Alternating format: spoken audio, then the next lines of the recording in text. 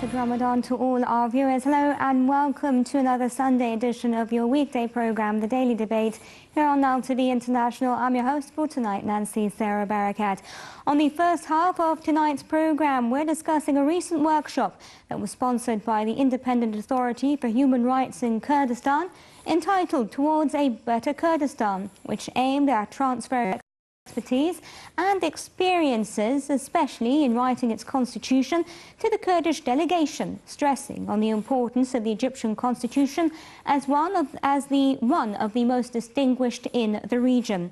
The workshop was attended by a number of Egyptian and Kurdish thinkers and national leaders, topped by Amr Moussa, as well as a number of politicians and parliamentarians from the Egyptian side, and Pope Freddy Elbaiady, the honorary head of the Evangelical Church, and Jacqueline Isaac, political rights activist from the Kurdish side. Later on in the hour, and before we welcome the advent of the holy month of Ramadan, which begins here in Egypt tomorrow, we'll be discussing with our guest tonight the importance of this holy month to Muslims around the world, its significance in Islam, how Muslims should take advantage of the next 30 days, that and much more coming up on tonight's edition of the Daily Debate. And before I welcome my guests here in the studio for the first segment of tonight's program, a quick break and then we'll be back. Be the first.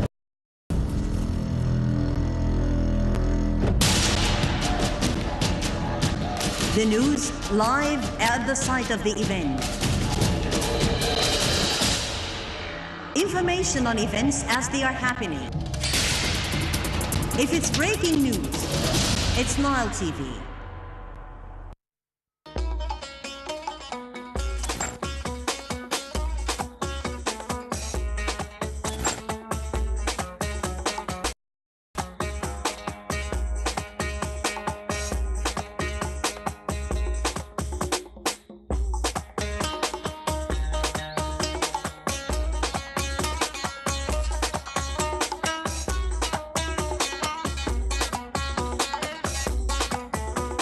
For ads on Nile TV, Egyptian Radio and Television Union, the economic sector, info@nileinternational.net. Call us on the following numbers.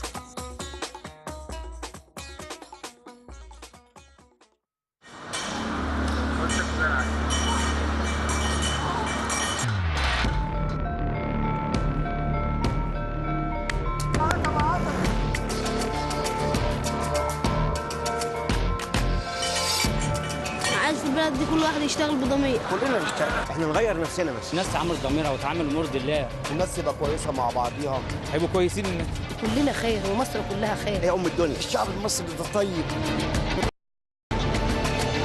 لو كل واحد ابتدى بس بنفسه البلد هتتصلح. كل واحد يعمل ربنا وضميره. الناس تبقى حلوه كده مع الناس. لازم اخلاق الناس تبقى كويسه. نحب بعض. الاحترام. ضماير الناس. الاخلاق بس. ان شاء الله ينصلح حالنا بقى. نتقبل اراء بعض. هي الديمقراطيه. هي الديمقراطيه.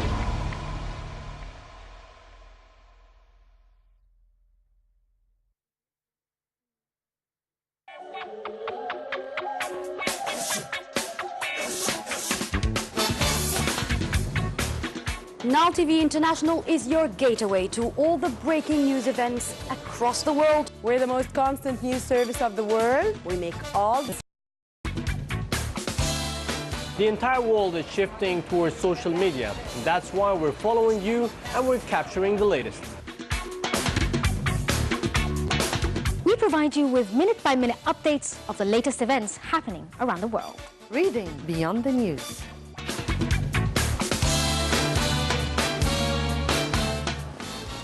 Catching the news and following the latest and the most significant events. You'll still be in the majors.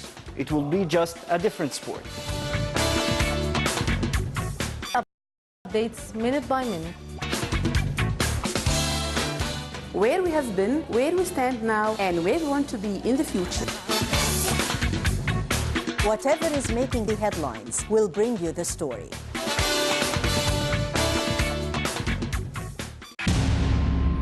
وجدت دوما مصر من أشقائها العرب مواقف تبرهن على أخوة حقيقية وصداقة وفية. زايد تحكيم العقالة لن يكون النفط العربي أغلى من الدم العربي. لا وجود للأمة العربية بدون مصر، ولا يمكن لمصر أن تستغنى عن أمتها العربية. كانت مصر ولا زالت خط الدفاع الأول عن الكثير من الأخطار بالمنطقة. دولة الإمارات ستبقى دائما مع مصر. تضامننا العميق مع جمهورية مصر العربية الشقيقة. أؤكد مجددا دعم بلادي اللامحدود. أثبتت الأحداث على مدى تاريخ علاقاتنا رسوخها. نريد مصر آمنة سالمة قوية متحدة. نحن مع مصر. قوة مصر وعزتها هي قوة وعزة الأمة العربية والإسلامية. جمهورية مصر العربية الشقيقة كانت ولا تزال وستظل قلب الأمة النابض وحصنها المنيع. تحديات كبيرة، لكن مصر أكبر من كل التحديات. خالص الشكر والتقدير باسمي وباسم شعب بلادي.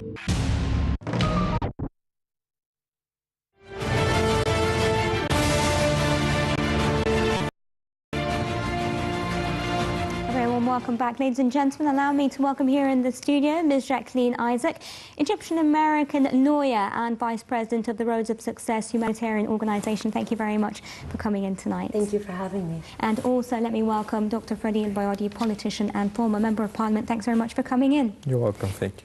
Let me start off, ladies first, Ms. Jacqueline, let me start off by hearing more about the workshop, what it aimed to do. Sure. Well, in 2011, after the revolution happened in Egypt, our heart was with Egypt, and we wanted to stand with the Egyptian people. And we learned of the constitution that was being drafted in 2013. I was able to speak with Dr. Freddy Elbaiady, His Excellency Amr Musa, on many of the main issues relying around the constitution. So when we went back to Iraq as a humanitarian organization to help, we realized that many people fled from the rest of Iraq and went to the Kurdistan area to find refuge. And it was very important as minorities that they felt safe. They were already going to the territory to feel safe, but they wanted to ensure that for their generations to come, for their children to come, that this is a place where they can have a future. Well, we learned that they were drafting a new constitution, and we wanted to make sure that the rights of all people are truly protected and that everyone was equal. So when they started drafting, we asked to bring some of the experts like Dr. Elbaiady to the region, and we met with the parliament and we had an amazing workshop sharing from the experiences of Egypt. What were the challenges? How did they overcome matters that were very similar in Kurdistan, like terrorism, like instability, which was happening in Egypt at that time. And they had such a great experience, a wonderful, as if you want to say, taste in their mouth, and they wanted to learn more. So we brought them here. And it was an amazing, successful week. They learned from those who drafted the Egyptian constitution. And they heard about how you negotiate the non-negotiable items. That's something you can't learn in books. That's something you can only learn from experience. And that's what we had this week. We were truly able to talk about some very, very fundamental issues. The rights of minorities, which we don't call minorities, we call mekawinet, diverse groups. They're not lesser, they're diverse, and they complete the beautiful most territory of Kurdistan. And so the Egyptians were able to share their experiences. How were they able to protect the minorities? How did they protect Christians? How did they protect women? What was it that they needed to put in that constitution to not just guarantee the rights in the law, in the document, but how to implement on the streets? Who sponsored, Dr. Freddy, who was the main sponsor, who was the main mastermind, if you will, behind this workshop? Well, actually, there are two main organizations, the Roads of Success organization and the Human Rights Independent Council organization of Kurdistan. They were sponsoring the workshop and acting like coordinator and inviting the Egyptian side who were able to share with their experience. So we got selected members of the parliament and former members of the parliament who have the good experience, and we got some of the eminent people who shared in drafting our constitution. They actually were a very good source of inspiration to the Kurdistani side. And we also learned some things from them, especially in the human rights field. They are, I'm afraid to say, they are more advanced than us in the human rights part. Right. But of course, our experience in the parliamentary life and in the constitution is far more than them. So we were able to give them our. And this also proves that our constitution is a model constitution. Right. I can't say it's a perfect, because there's nothing perfect. Of course, there's some things we wanted to change in it, but most of it, especially the parts about the rights and freedom, they are actually great. We just need to implement them. So we try to give this experience to them. Right. They were talking and asking and negotiating. I also arranged a visit to our parliament. They met with some leaders from the parliament, from the constitutional committee, and from the they had long talks about our parliament, our government, our strategy, and they were very much welcomed. First, we have very good friendly relation with the Kurdistani people, and we used to have some Egyptians from the Kurdistani origin, like Mahmoud al-Maliki and Ali Badr Khan and Ahmad Shawqi, the famous poet writer. Those are all from Kurdistani origins. Right. So we have some history with them, and I believe that we have also some future to have mutual cooperation and to teach them. And this again proves that Egypt is a model country, strategic country who is able to teach other countries how to write their constitution. Well, Kurdistan isn't really a country right now. It's an autonomous region. Sure. And not everyone, just so we put everything out on the table, not everyone is for its independence, because some people believe that Kurdistan's independence could lead to other groups wanting their independence, which could in turn lead to the breakup of the Middle East into small statelets. What would you say to that?